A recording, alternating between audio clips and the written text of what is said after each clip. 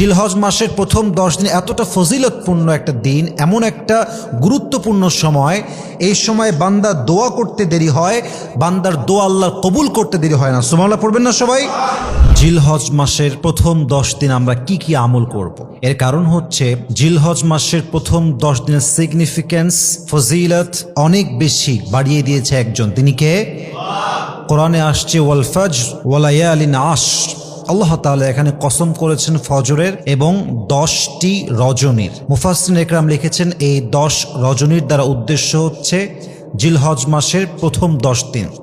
এবং হাদিসে আসছে এই 10 দিনের আমল আল্লাহ তাআলার কাছে সবচেয়ে প্রিয় আমল হিসেবে গ্রহণযোগ্য হয়। সুবহানাল্লাহ পড়েন আপনারা সবাই। আজকে আমরা অল্প সময়ে জিলহজ মাসের প্রথম 10 দিনের 7টা আমল নিয়ে কথা বলবো। বলেন সবাই, কয়টা আমল? আমি খুবই ঠান্ডা মাথায় আমলগুলো বলার ট্রাই করছি, জাস্ট মেমোরাইজ করে নেবেন। এবং আমি শুরুতে দোয়া করছি আমি সহ সকলের জন্য আল্লাহ আমাদের সবাইকে যেন এই প্রত্যেকটা আমল করার তৌফিক দান করে। পড়েন সবাই আমিন। 1 নম্বর আমল হচ্ছে জিলহজ মাসের প্রথম 10 দিন আমরা বেশি বেশি তাসবিহ পাঠ করব, তাহমিদ পাঠ করব, তাহলিল পাঠ করব, তাকবীর পাঠ করব।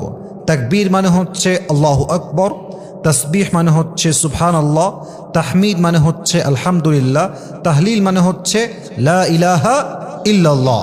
এই 4টা জিকির যদি বেশি বেশি করেন, কোরআন কি বলছে? আল্লাহ তাআলা বলেন আলা বিযিকরিল্লাহি তাতমাইন্নুল কুলুব।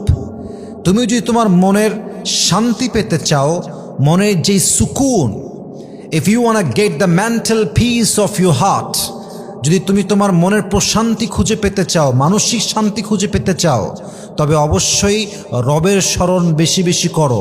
যে বান্দা রবের জিকির করে, রবকে স্মরণ করে, তার মনকে শান্ত করে দেয় একজন। বলেন সবাই, তিনি কে? 2 নম্বর আমল জিলহজ মাসের প্রথম 10 দিন রোজা রাখা। এটা খুব গুরুত্বপূর্ণ একটি আমল এবং বিশেষ করে এই 9 দিনের রোজার মধ্যে সবচেয়ে গুরুত্বপূর্ণ রোজা হচ্ছে আরাফার দিনের রোজা। এবং এই রোজাটা এত বেশি গুরুত্বপূর্ণ যে এই দিনে যেই বান্দা রোজা রাখে আল্লাহ তার অতীতের এবং আগামীর 1 বছরের সব গুনাহ মাফ করে দেয়। সুবহানাল্লাহ পড়ুন সবাই। 3 নাম্বার হচ্ছে হজ। খুব গুরুত্বপূর্ণ একটা আমল। যার অ্যাবিলিটি আছে, যার সামর্থ্য আছে, তাকে এই মাসে হজ করার আদেশ দিয়েছে একজন। তিনি কে? এটা আপনার ইমানের একটা বিশাল লম্বা জার্নির ব্যাপার। 4 নাম্বার কুরবানি। তবে কোরবানির ক্ষেত্রে মাথায় রাখতে হবে, কোরবানি এমন একটা আমল যে আমলের ক্ষেত্রে অনেকে নিয়ত করে গোস্ত খাবো, আরামে সবসময় গোস্তের মধ্যে ডুবে থাকবো, ব্যাপারটা কিন্তু এরকম নয়। কত বড় গরু কুরবানি দিলেন, দ্যাটস নট অ্যাকসেপ্টেড। কত টাকার কুরবানি হলো, দ্যাটস নট অ্যাকসেপ্টেড। লা ইয়ানাল্লাহু লুহুমুহা ওয়ালা দিমাউহা ওয়ালাকিন ইয়ানালুহুত তাকওয়া মিনকুম। তোমাদের দাম, গরুর দাম, রক্ত, এগুলো কিছুই আল্লাহর দরবারে পৌঁছায় না। আল্লাহর দরবারে পৌঁছায় শুধুমাত্র তোমাদের অন্তরের তাকওয়া এবং আল্লাহর ভয়। ঠিক কিনা বলেন?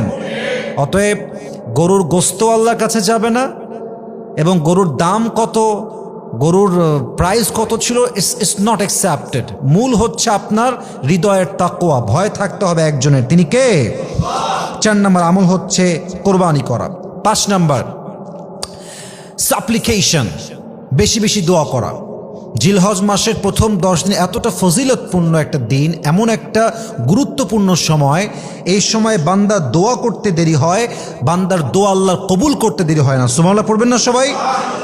আফজালুদ দোয়া, এই আরাফার দিনে যে দোয়াটা করা হয় এটা সর্বোত্তম দোয়া এবং এই দোয়াটা করার সঙ্গে সঙ্গে বান্দার দোয়া আল্লাহ কবুল করে নেন। সুবহানাল্লাহ পড়েন সবাই। 6 নম্বর নফল ইবাদত। যত পারা যায় ইশরাক পড়েন, যত পারা যায় তাহাজ্জুদ পড়েন। এই 10 দিন যত নফল নামাজ পড়বেন আপনার জীবনে বরকত দিবে একজন। বলেন সবাই, তিনি কে? এবং হাদিসে আসছে, এটা খুবই সুন্দর একটা হাদিস, জিলহজ মাসের প্রথম 10 দিন যেই বান্দা নফল ইবাদত করে সময় কাটায় আল্লাহ তার জীবনটাকে রহমত দ্বারা ভরপুর করে দেয়। সুবহানাল্লাহ পড়েন সবাই। অতএব 6 নাম্বার আমল হচ্ছে আমরা বেশি বেশি নফল ইবাদত করব, নামাজ পড়ব। 7 number, and that is the last one, final one, অবশ্যই জিলহজ মাসের প্রথম 10 দিন আমরা সবাই বেশি বেশি কোরআন তেলাওয়াত করব। কোরআন তেলাওয়াত এমন একটা দামি আমল, বান্দা যখন কোরআন তেলাওয়াত করে মনে হয় যে বান্দা দুনিয়াতে বসে বসে জাস্ট মুখ নাড়িয়ে নাড়িয়ে তেলাওয়াত করছে, বাট ব্যাপারটা এক্স্যাক্টলি এমন নয়। বান্দা যখন তেলাওয়াত করে বান্দা সরাসরি আল্লাহর সঙ্গে কথা বলতে শুরু করে দেয়। সুবহানাল্লাহ পড়েন সবাই। অতএব আমরা সকলেই ট্রাই করব আমাদের সোলকে, আত্মাকে শান্তি দেওয়ার জন্য এবং নিজেদের আমলকে আরও বেশি ডেভেলপ করার জন্য সবচেয়ে বেশি আমল করব আমরা এই 10 দিনে বেশি বেশি কোরআন তেলাওয়াত করব। রাজি আছেন তো ইনশাআল্লাহ? আমি যেই 7টা আমল বলেছি আল্লাহ তাআলা আমাদের সবাইকে এই 7টা আমল অনুযায়ী পরিপূর্ণরূপে অ্যাপ্লাই করার তৌফিক দান করুক। পড়েন সবাই আমিন। ওয়া আখির দাওয়ানা আলহামদুলিল্লাহি রাব্বিল আলামিন। আসসালামু আলাইকুম ওয়া রাহমাতুল্লাহি ওয়া বারাকাতুহু।